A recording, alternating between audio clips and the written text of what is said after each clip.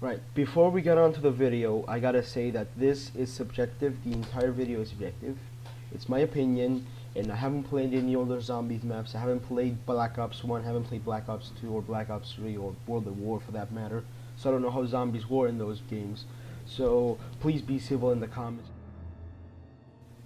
Call of Duty World War II Zombies is a zombies mode that I've played and I like. But I have some very big issues with it. One of these issues is the fact that the game doesn't really reward you with playing more than like 3 sessions, alright? The first map is good. Thing is that the way they set it up, they want you to play the game mode more than like 3 times. The problem with that is, it can't really encourage you. A game that has that's like, you know, zombies that encourages you to play, and encourages to play with a very good reason, is Killing Floor and Killing Floor 1 and Killing Floor 2.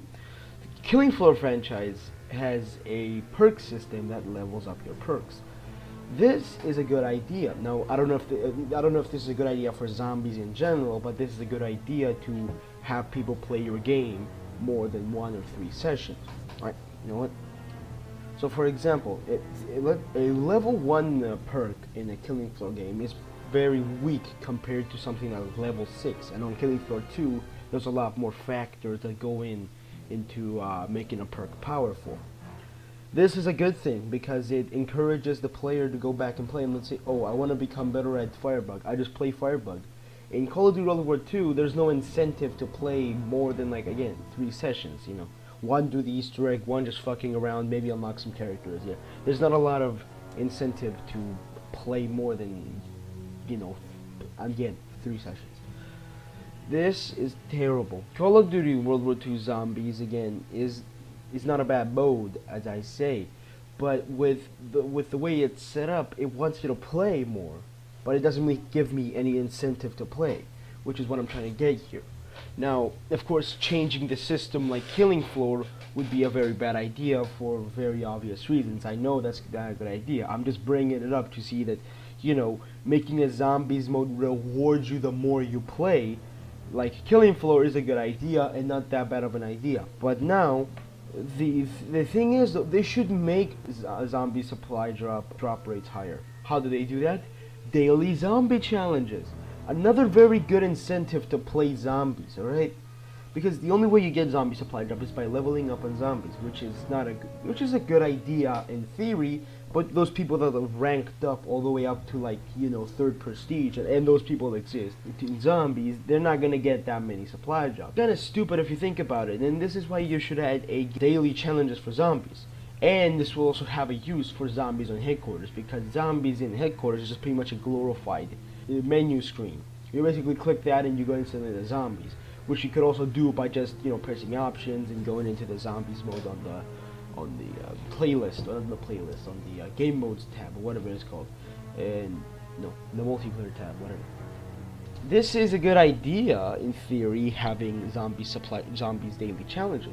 For example, a daily challenge could be headshot 15 zombies, or knife 30 zombies, and that's like a weekly challenge. Kill 500 whistlings, for example, or, you know, kill 500 pests, or use this trap for like 10 times. There's a lot of good. There's a lot of good for this, but of course they're not gonna implement it, because the only way you can get some zombie supply drops again is by ranking up or buying them.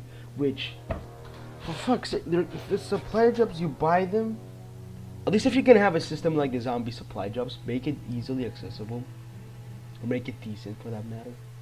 Don't just say, oh, you can get supply drops by ranking up, but it's not gonna be that great. And this is my main issue with this. And there's no incentive to play with more than 3 sessions. I'm gonna say this a lot of times in this video. There's no incentive to play the zombies for an extended amount of time. The people that are very high level just played. There's and the thing is that there's no difference between a level 45 player and a level 3 player. The only thing they have is like perks, like modifications and whatnot, and they use different of them. There's no cool challenges, and the character unlocks are just okay, I guess. They're pretty good, although they're kind of annoying. Although it's a decent challenge to challenge yourself once in a while if you unlock the characters. But again, there's no incentive to play. This is why I hate this zombies mode. Now, I don't know how it was in Black Ops 3, but a lot of people like that game mode. From what I know and from what I've seen, is that those maps had a lot of things to do, and a lot of variations of things you could do. This is why most people played like the Drug, for example, like 50 times in like a span of like a month or something. You know, it's because they had a lot of things to do and there was a lot of cool things to do. In Call of Duty World War II Zombies, there's practically nothing to do. No kind of fun thing to do or interesting thing to do. You know, it's just kind of there. Now, the Easter egg is a completely different story. The Easter egg is okay. The casual one, I haven't done the hardcore one, is okay. It's simple to follow, although because I'm terrible at zombies, I can never do it. Like, I've tried doing it solo multiple times and I've failed miserably because I'm terrible. Of course, this is, you know, this is a subjective thing. I'm pretty sure most people did the Easter egg like 5 times solo. Another issue I have with zombies, Guns World War II, is the mini-boss zombies, which, well, in reality are decent in their execution, most of them at least. Most of them adopt a very interesting playstyle in terms of how they operate.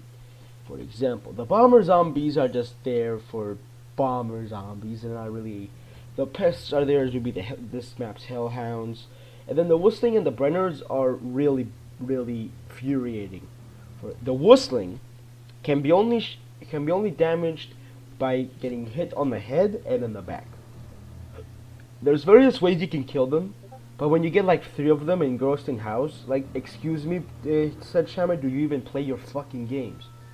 This is really freaking dumb if you ask me, because it's really freaking dumb if you ask me, for very obvious reasons.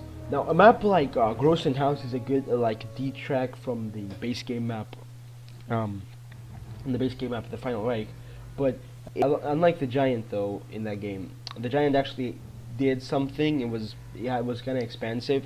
Grosston House is just a very boring map.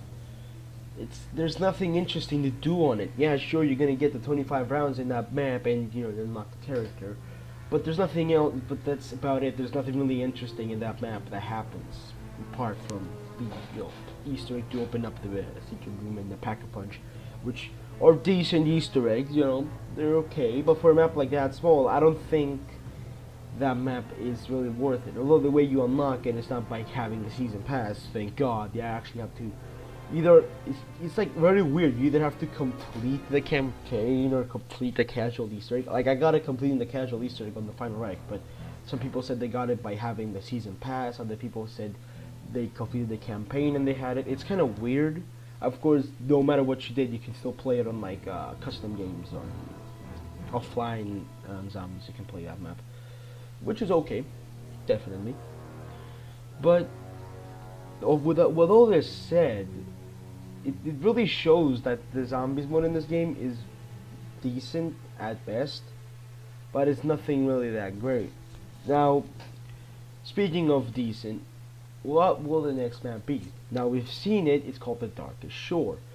Before we move on to the map, isn't it kind of weird that Battlefield 1 next DLC that's coming out in January, and the Call of Duty World War II's DLC that's coming in January all have a map set in Heligoland? Isn't that kind of weird? But anyway, that's just a kind of minor gripe or like observation I had, let's say. Now, now the map looks interesting.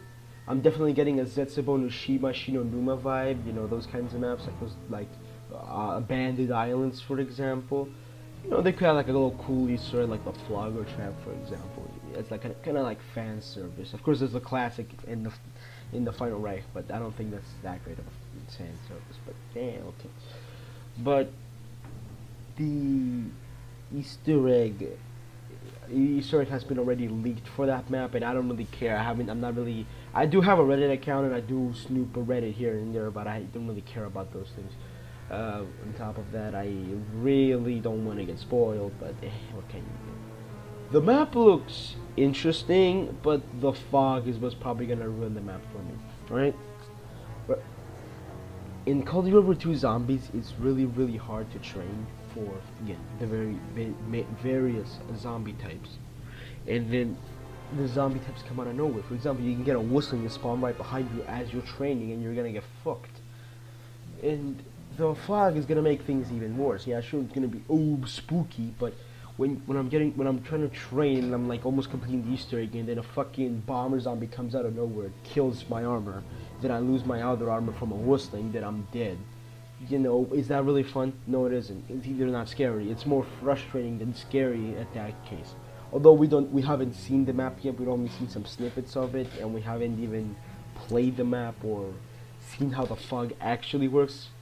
It's really kind of early to complain about it, but I'm like 90% sure that's what's gonna happen in that map. And another thing for that map is the wonder weapon. The wonder weapon is like an LMG with a saw. Now, I've seen this saw, or like, this saw is a good idea as like a wonder weapon, but will it be like that Infinite Warfare saw from Raven the Redwoods? Now, again, I haven't played that game mode, although I know this from watching YouTube videos and whatnot, that in Raven the Redwoods there was, before the patch of course, there was a saw that you can unlock. I forgot what it was. It wasn't like I think it was a wonder weapon that you could unlock in that map, and then it was like fine. You could unlock it, and then you could basically like set up your controller as to like fire infinitely, because I think they didn't have any ammo, and well, the people could get like into really high rounds in Raven the Redwoods with that saw. Now, will this be the same thing? Probably not. I mean, it probably would be. I mean, they're gonna patch it if it's gonna be similar. It's gonna have like infinite ammo, or you need to get actually ammo for it. Now, will there be a quest like the Final Reich to unlock it? It's probably yes, or it could be. I mean, there's gonna be definitely a quest to unlock it, but would it be similar to the Final Reich as like escorting a Geistcraft device, or would it be something else? But yeah, that's pretty much about it. Now, I want to do a recap of what I've said.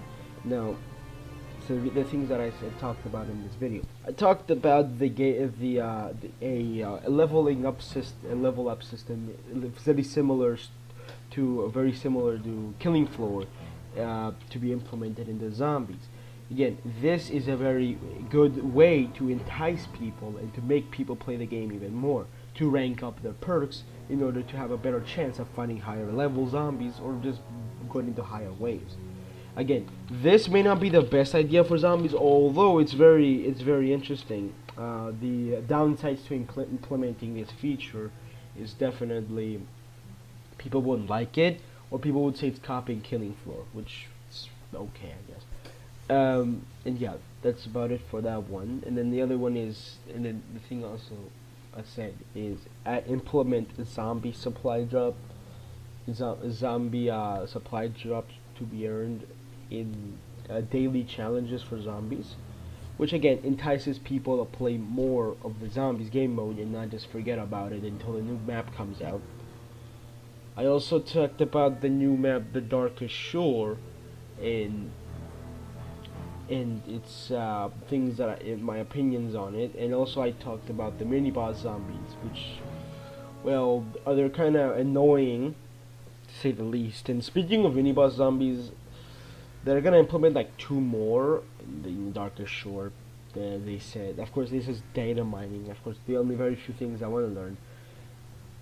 And if they're gonna be like annoying as hell, I'm gonna be pissed off. Then, with that out of the way, with that said, yeah, this has been Steve Van talking about zombies. See you in the next one.